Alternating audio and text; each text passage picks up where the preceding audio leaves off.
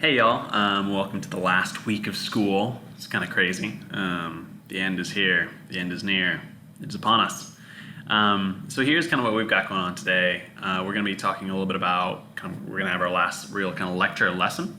Just going to combine it all into one that talks a little bit about space, the universe, life, and the elements, and how those all kind of came about, a little bit of our place of where we are in the universe as a whole, how physics applies to what we know about the universe, and then kind of leading you guys into what you're going to be learning next year in chemistry.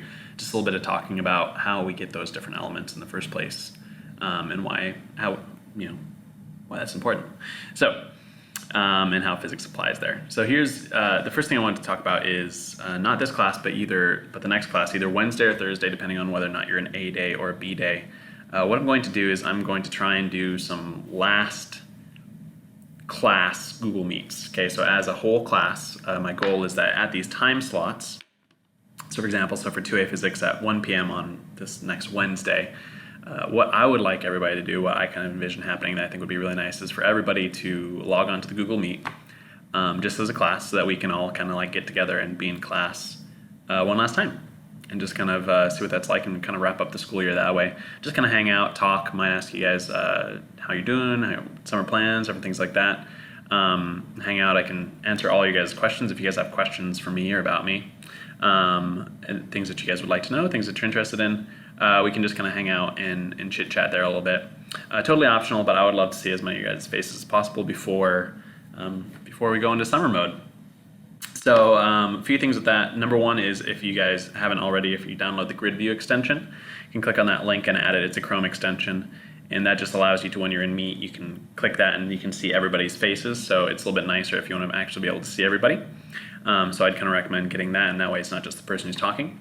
And then for the Google Meet link to do that, if you just kind of go to the classroom page, it's right there. You can click on that. So I'll be on there at those times and just hanging out. It should be just like a half hour. So I've got like kind of hour slots for each class, but it should only take like a half hour. Totally optional, but I just kind of want to see your guys' faces and wrap everything up.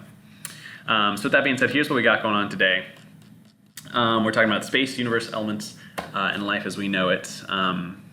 And the first thing I want you guys to kind of understand is a little bit about our place in the universe, where and when we are, kind of the extent of the universe. I don't know if you guys have ever seen the show Cosmos, but there's a couple of great segments from that talk about one talks about our cosmic address, kind of where we are in the universe.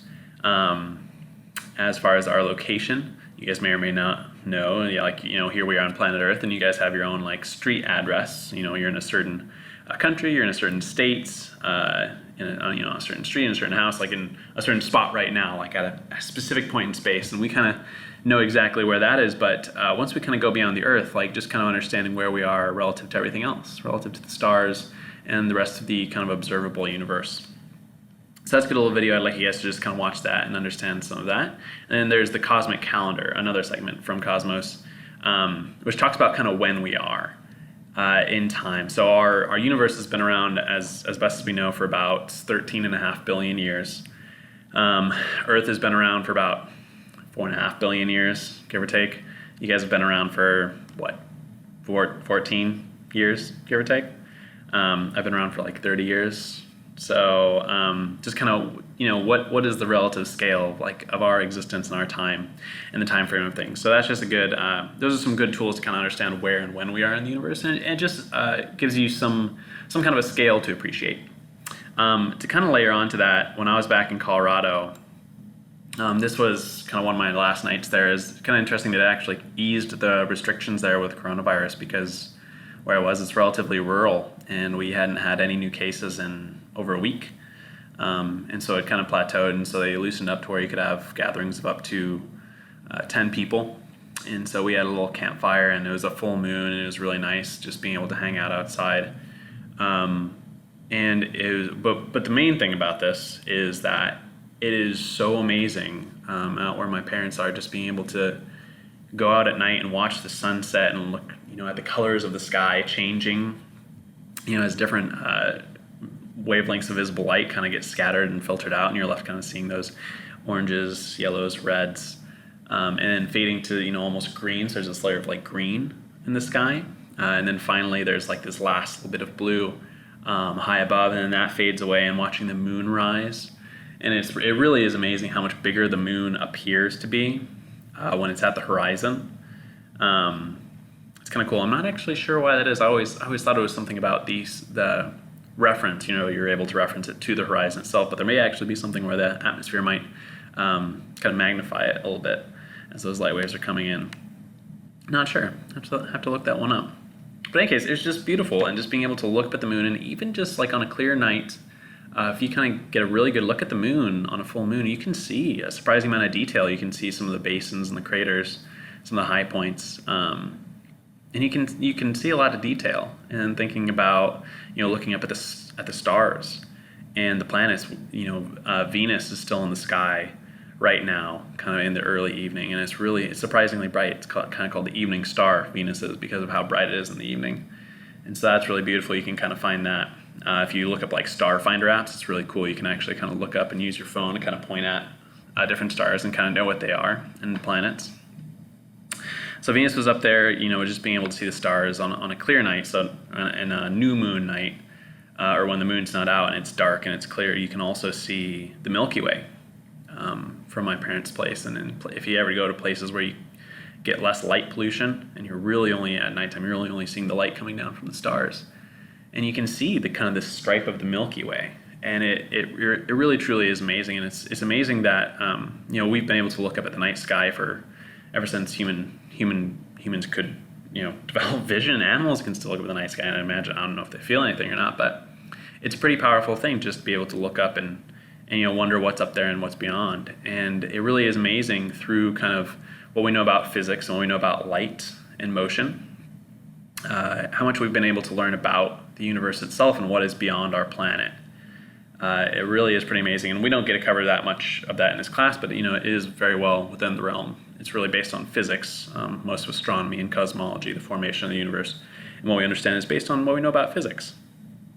And it's a pretty cool thing, just understanding where we are, when we are, and what our place is in this universe, because life is this incredibly complex thing. We're made up of all these atoms, which form different molecules, which come together to form different cells,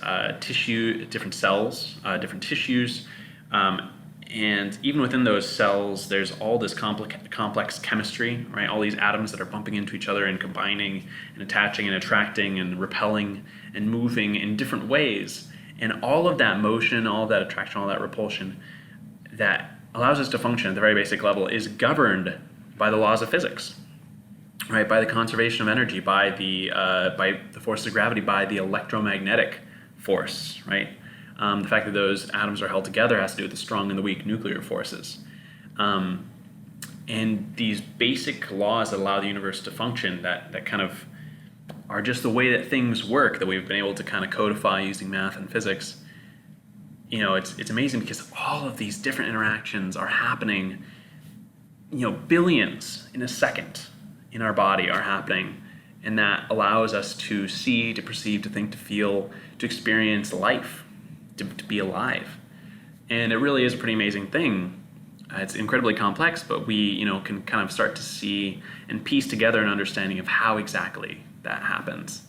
And it really does. It just follows these basic kind of rules of the universe. And so next year, you guys are going to be learning about chemistry, which is essentially, how we take those atoms and how they interact with one another to form molecules, to form these different things. And it's a pretty cool class. And there's one last thing that I really want to leave you with in this class that physics kind of can do a good job of explaining, is how we actually get those elements in the first place.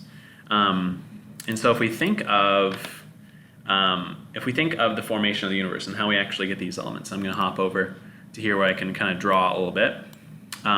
So how do we actually get these different elements? Well, if we think back to kind of what we know about the formation of the universe, our best understanding right now is the Big Bang. So at one point in time, kind of all of the universe that is out there was actually condensed to kind of a single point, smaller than like an atom. And that point was just pure energy, right? There wasn't actually mass. It was just energy at that point in time. And then we're not entirely sure why, but at some point in time, that energy started to kind of expand outwards, to balloon, almost like blowing up a balloon. That energy just started to spread out, to push away on itself. And as the energy kind of spread out, we know because of E equals mc squared, right, the mass energy equivalence, and we've talked about that. Mass is essentially just energy that's kind of been congealed. It's been densified. And so what happened is as it started to spread out, and this was kind of right here at the beginning, it starts as like a single point, it starts to inflate, and as it starts to spread out, we start to get these kind of fundamental building blocks of atoms, of protons, of electrons, right? As it kind of continues to spread out and that mass congeals more, we actually do get protons and electrons coming together. And that happens like within the first, I think it's like 3 minutes or something like that of it starting to expand. That kind of happened. And then within the first like 500 million years, we started to get the first kind of atoms, right? The first atomic nuclei. And really, I mean, almost before that, you could say, because protons, right? Hydrogen itself is nothing more than really just a proton and an electron. That's all there is to hydrogen. And really, the electron is kind of, I won't say like optional, but a hydrogen atom can lose its electron, and then it really is just a proton. It's a positively charged particle. And then we can also get things like helium, right? Where, as we learned about in the sun, hydrogen atoms smash together and they form helium. Those protons fuse, and we get into neutrons as well. And so that has 2 protons, 2 neutrons, and 2 electrons, right? And so you get these first kind of atomic nuclei. There's also trace amounts of lithium and beryllium, but those aren't particularly happy or stable elements. And so mostly just helium and hydrogen. And it was like that for a while, for the first like billion years or so. I remember 13.5 billion years. So for the first billion years or so, that's essentially what we had. And then eventually, right, what happens is we've got essentially this spread, this cloud, this dust of just hydrogen and helium kind of floating around, and there's still some energy as well. And then what happens is that the gravitational force starts to actually play a role, right? First, this whole thing is kind of governed by the strong nuclear force and the weak nuclear force, and then electromagnetism with the protons and the electrons kind of being attracted to each other.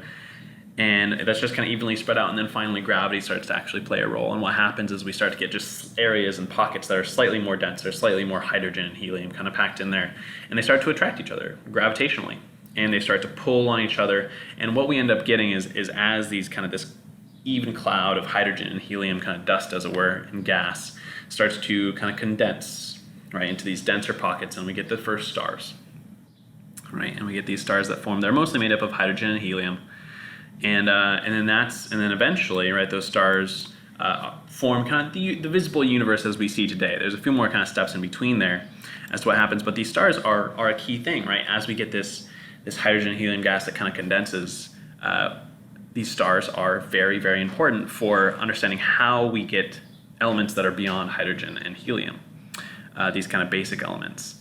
And so what happens, so for example, it's like at the center of our solar system, we have our star, right, which is mostly hydrogen and helium gas. But then we have these rocky planets around it. And these rocky planets are made up of, tons of oxygen and carbon and silicon and aluminum and nitrogen and, iron, sodium, magnesium, calcium, all these other elements that are within kind of our planet, that are within these rocky planets. So it's like, where are those coming from, right? Well, it turns out our star is not actually one of these first stars that formed. It's actually a star that formed, it's either a second or third generation star. I can't actually remember which one it is right now. But in our solar system formed about 4.5 billion years ago, right? Is when our solar system formed. And so one thing that happens is as we get these stars that kind of densely start to form as that gas condenses, if the star is big enough, right, and our star is not nearly on this size or this scale, our star is pretty small. But the bigger stars, right, they kind of start out as this blue giant, and that's just where they're fusing this hydrogen and this helium together. And then as they fuse, right, the hydrogen together to form helium, as they smash those elements together, right, those elements they lose a little bit of mass, and that mass is converted to energy, right. And that energy is what allows the star to kind of continue to kind of grow and not collapse down on itself under the weight of its own gravity.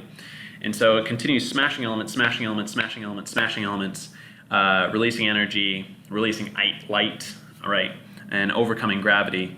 And it starts out as this kind of blue giant, and then it eventually forms a red supergiant, these really big stars, right? And that's where this energy has kind of been expanding it, expanding, the star's been growing, growing, growing. But at a certain point in time, it reaches a point where it can't produce enough energy by smashing elements together. It can't produce any more energy by doing that process, or it can't produce enough energy for its size, and what happens is the star collapses in on itself, right? And the point at which this happens is when it starts getting enough heavy elements in the core to where it can't produce energy smashing them together anymore. And the element that kind of marks that limit is iron, right? When you start smashing elements together, right? So for example, elements are determined by the number of protons. So if I take a hydrogen and I smash them, I get a helium, 2 protons, right? If I take a helium and I smash them together, right? Then I get a beryllium, right? Which is 4 protons. If I smash on another helium atom, then that's 6 protons in total, and then I have carbon, right? And so we can keep smashing and keep getting more and more energy until we reach, let's see if I can remember off the top of my head, I want to say it's 25, but that may be totally off, but whatever the atomic number of iron is, at that point, smashing these atoms together no longer releases energy, right? And so all of a sudden, we're smashing elements together and we're creating these heavier and heavier elements, and we can't get any more energy out of them. And so at that point, this red supergiant can't produce enough energy, and it starts to collapse. And that collapse eventually happens, and it's called a supernova, right? This star collapses under its own gravity. Everything starts to fly towards the center at an incredible speed, and they smash into each other with an incredible amount of energy. And when that happens, when the star goes supernova, it explodes. And also during that time, we actually get enough energy to where we can smash together more and more protons and get more and more heavier and heavier, more complex atoms and elements. Everything that's essentially above iron, right, is where we get here. So gold, silver, platinum, uranium, all of those, lead, all of those elements are formed in supernovas, right, which is pretty incredible. Sodium, supernovas. Wait, is that right? Sodium? No, it might be, yeah, no, I think sodium. I think sodium's in there, right? So all that formed in supernovas. And the star explodes, and we get all these atoms, all this matter that is spread out into this big cloud of dust and gas. And then from that explosion, right, eventually this process kind of starts over, right? You get it has slightly more dense pockets, and in those denser pockets, you start to get the gases and those kind of harder, rockier elements that start to attract each other gravitationally, electromagnetically, start to come together, and you start to get essentially a star at the center where the most of the dust and gas was. And then around that, you'll kind of get these rings of gases and dust that form, and from those rings, we actually get planets, right? And so that's where our planet actually came from. It's pretty incredible, and if you actually look at the chemical composition of the sun and stars, they've got a lot of hydrogen, a lot of helium. Then they have some, like I said, lithium, beryllium, and boron are not particularly stable elements, so there's not as many of those, there's trace amounts. And then you get a lot of carbon, nitrogen, oxygen, right? And then some neon, sodium, magnesium, aluminum. Oh, okay, so sodium doesn't form in supernovas, sorry. But everything above iron, right? And so you'll see a lot of this stuff up until you get to iron, and then it starts to kind of taper off, and all these other elements here are just trace amounts are formed in supernovas, and that's why there's significantly less of them. And then you find, if you scroll down and you just look at the planets, right, you'll notice we don't have as many of the gases, like helium, for example. We still have a decent amount of hydrogen, carbon, nitrogen, oxygen, sodium, magnesium, aluminum, silicon, iron, calcium, potassium, silicon, phosphorus, sulfur, nickel, chromium. So, and as you guys will learn about in kind of chemistry, these different elements, they can form and attract each other in different ways. They form different kind of compounds, different molecules that make up everything that we see around us today. Okay, so that's actually how we get, like our planet, for example, in our solar system, formed in kind of the remains of an explosion of an old star, which is pretty incredible. And so then going down to the elements, if we look at this periodic table of elements, and you guys are going to learn a lot about this next year, it's going to become essentially your best friend. But if we look at these, if we look at these elements, right, from hydrogen and helium, right, those guys, these form stars, right? Those are what stars are made up of, is hydrogen and helium, right? And they formed in the Big Bang, right? And then if we look at, and so what I'll say is that these formed in Big Bang, right? So that's when we got those guys, is those first two kind of simple ones. And then everything above those, right? If we go to oxygen, right? And then if we also go, so everything up to like oxygen, this can form in smaller stars, like our sun, and bigger, right? So like our sun, for example, is of the size that it can form up to oxygen. And then it can't really form bigger than that. It doesn't have enough gravity, enough size, enough mass to actually smash together with enough energy to form atoms that are bigger, right? So if we want those bigger ones all the way up to iron, right? So these are formed in bigger stars, right? And so they form, those guys form in bigger stars all the way up to iron. So those guys are forming in that way. And then all of these other ones, right? All of these other guys from cobalt on up to, where is it in here? Uranium, right? This is a big fat line there. So from cobalt to uranium, essentially, all of that, for the most part, is forming in supernovas, right? So that is formed, it forms in supernovas.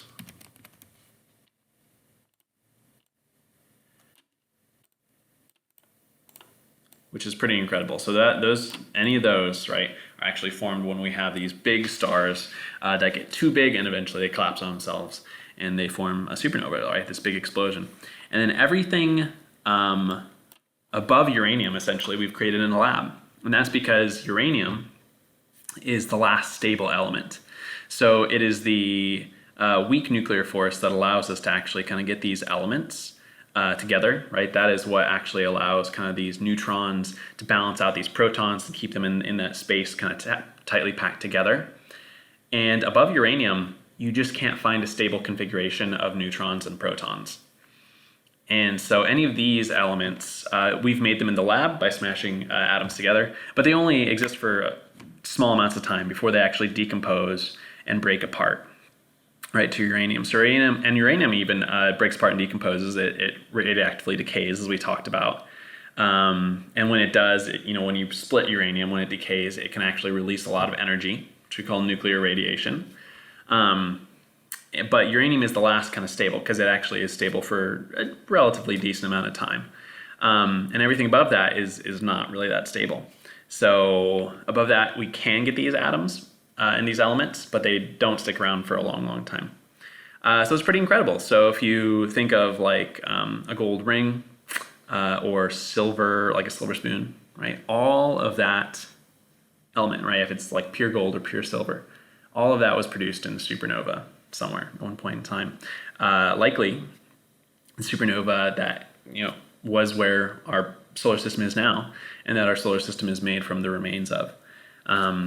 So it's really pretty incredible when you think about it. And the rest of that, came from stars. All those other elements, most of the elements that make up you were made in stars, right? In massive amounts. Humans are mostly made up of carbon, nitrogen, oxygen, and hydrogen, right? So you are actually made up of stars, right?